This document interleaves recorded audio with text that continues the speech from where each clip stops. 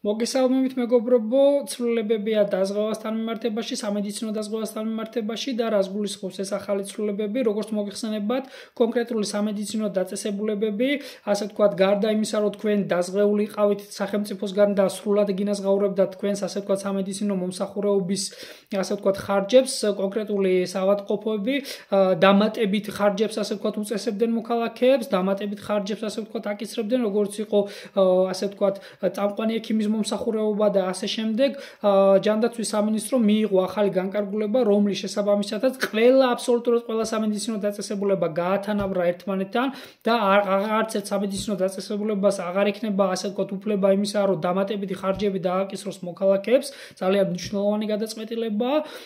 ამიტომ მათ პირველ შემთხვევაში თუ დაარღვევენ და კიდევ დააკისრებენ, ასე ვთქვათ, დამატებით ხარჯებს, მათ ძალიან მკაცრი სანქციები ემუქრებათ, როგორც არის ლიცენზიის შეწყვეტა. ამიტომ ძალიან მნიშვნელოვანი გადაწყვეტილება მიიღო ჯანდაცვის სამინისტრომ, როდესაც ყველა სამედიცინო დაწესებულება აბსოლუტურად გაათანაბრა დაზღვევასთან მიმართებაში და თქვენ, ანუ 2023 წლის 30 ნოემბრიდან, როდესაც თქვენ გაქვთ სახელმწიფო დაზღვევა, დამატებით ხარჯებს უკვე კონკრეტული სამედიცინო დაწესებულება ვეღარ დაგიწესებთ.